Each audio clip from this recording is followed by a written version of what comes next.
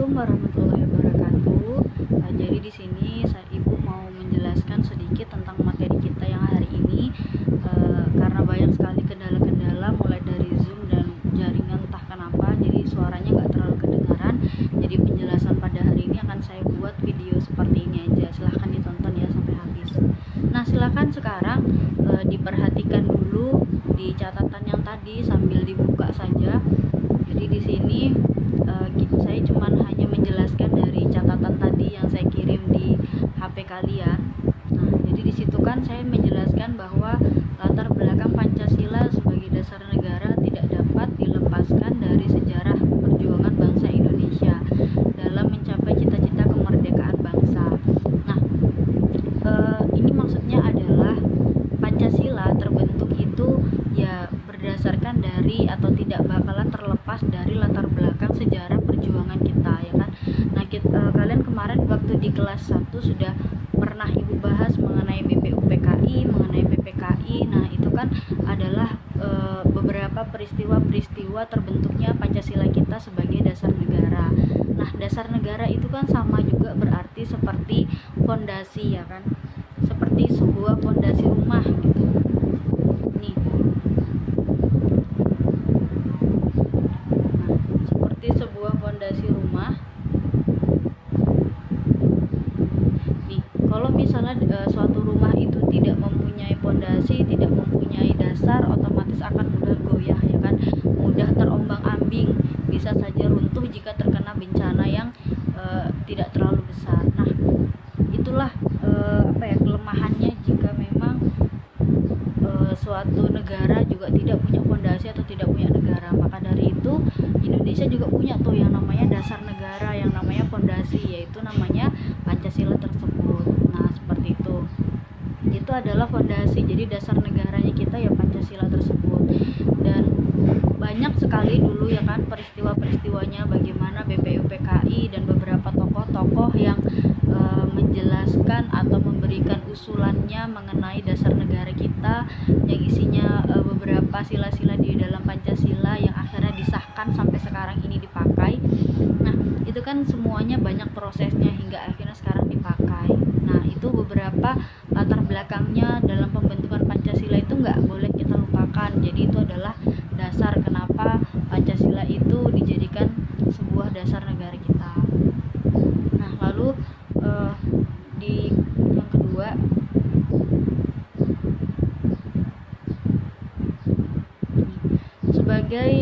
Pancasila itu sebagai fondasi negara berupa cita-cita, acuan, dan juga tujuan yang akan dicapai suatu negara yang tentunya berbeda dari negara yang lain. Nah, kita tahu bahwa negara yang memakai Pancasila kan hanya Indonesia, ya kan.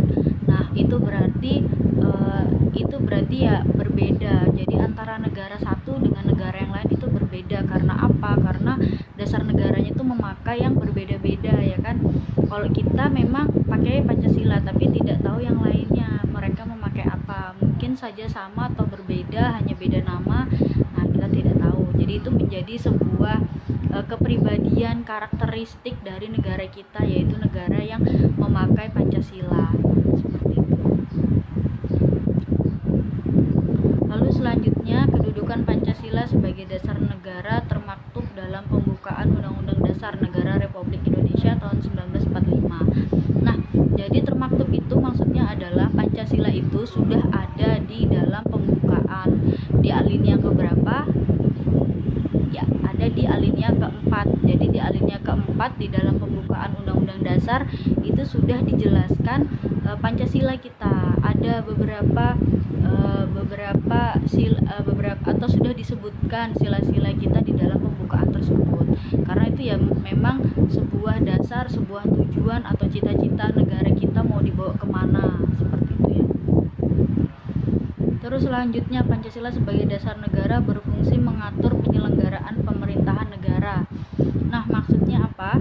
Jadi Pancasila itu sebagai dasar negara itu berfungsi untuk mengatur dalam menjalankan pemerintahan. Jadi maksudnya gimana?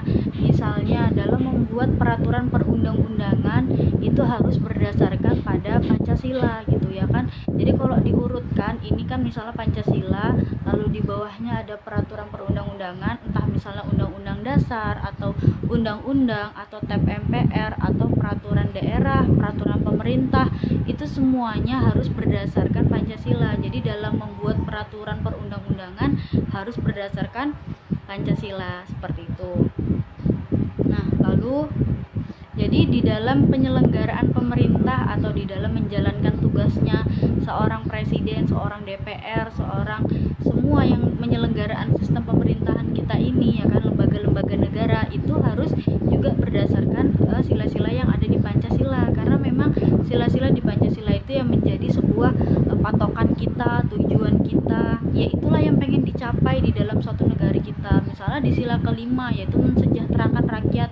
Nah, itu artinya dalam membuat peraturan-peraturan perundang-undangan itu harus juga mengikuti atau menyelaraskan yang namanya keinginan rakyat, yaitu sejahtera. Nah, itulah harus dibuat sebuah peraturan yang nanti membentuk masyarakatnya jauh lebih sejahtera, seperti itu. Nah, lalu Pancasila sebagai dasar negara biasanya juga disebut dengan ideologi negara. Nah, ideologi itu berasal dari dua kata, yaitu idea dan logos. Idea adalah ide dan logos artinya pengetahuan. Jadi sebuah pengetahuan ideologi itu.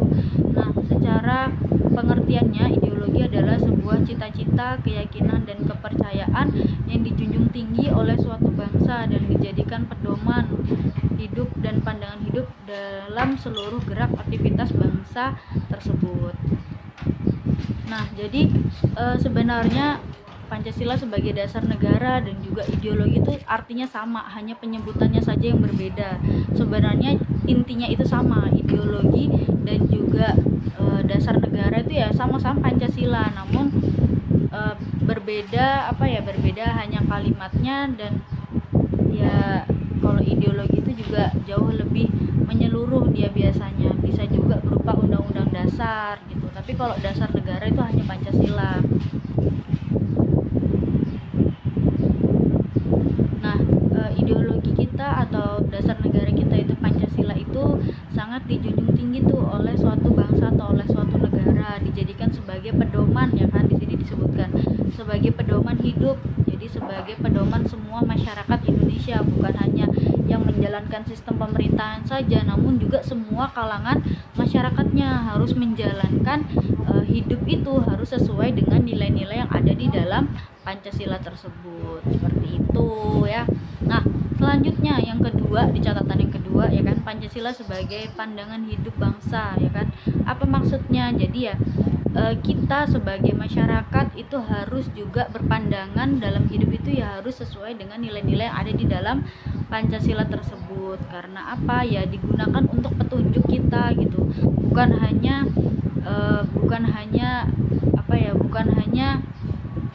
peraturan-peraturan hukum atau peraturan-peraturan yang ada saja yang kita taati, namun juga kita harus berusaha nih untuk mewujudkan yang namanya nilai-nilai Pancasila, harus melekat gitu ya kan, harus melekat di dalam diri, karena kalau sudah melekat otomatis kita juga akan bisa menjadi masyarakat yang baik, warga negara yang taat, yang baik, seperti itu.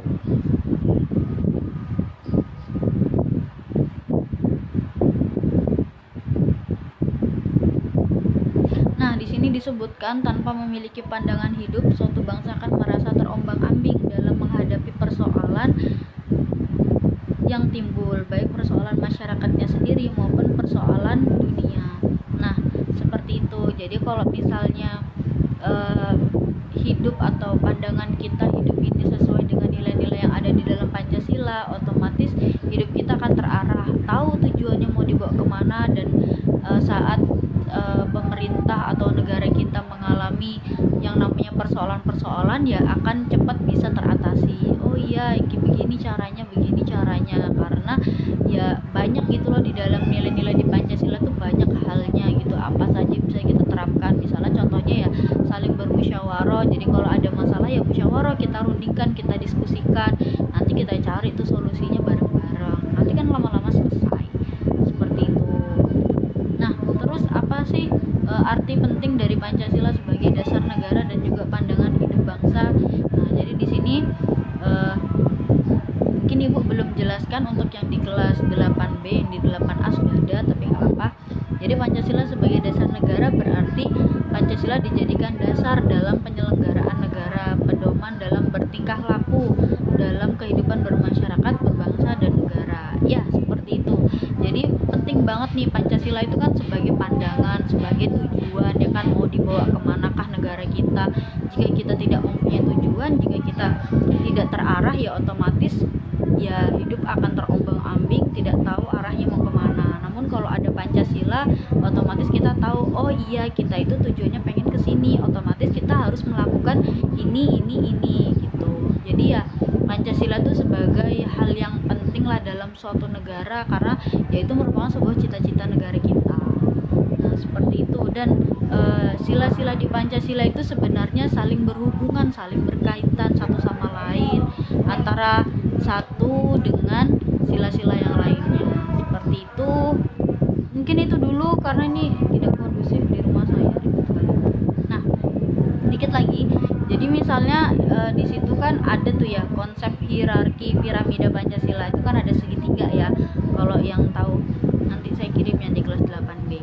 Nah, di situ disebutkan bahwa sila 5 itu diliputi dan didasari dengan sila-sila 1, 2, 3 dan 4. Nah, saling berkaitan otomatis. Jadi kalau misalnya masyarakatnya mau menjalankan sesuai dengan kepercayaannya masing-masing atau sila pertama, nah otomatis juga pasti rakyatnya akan jauh lebih damai, lebih sejahtera jika memang manusianya saling mau menghargai orang lain atau sila kemanusiaan, ya kan.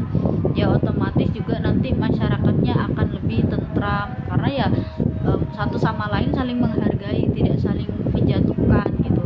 Nah, otomatis juga di sila kelima yaitu kesejahteraan rakyat itu ya pasti akan terbentuk. Nah, begitulah seperti di apa ya, mutar gitu loh. Misalnya kalau masyarakat mau menjalankan sila pertama, kedua, ketiga, keempat, ya pasti akan kembali lagi ke 5. Dan sebaliknya jika pemerintah juga mau menjalankan sila kelima, otomatis juga nanti sila-sila lainnya juga akan pasti dilaksanakan. Nah, seperti itu.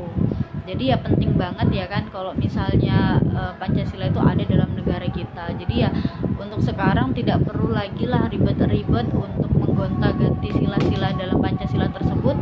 Namun kita sebagai warga negara yang tinggal di Indonesia atau negara Indonesia ya hanya tinggal bisa berusaha untuk bisa mewujudkan sila-sila di dalam Pancasila sehingga kita bisa menjadi warga negara yang Pancasilais. Seperti itu dari penjelasan dari Ibu. Jika ada penjelasan yang kurang jelas nanti atau kecepatan penjelasannya nanti bisa silahkan ditanya lagi, nanti akan saya jelaskan lagi.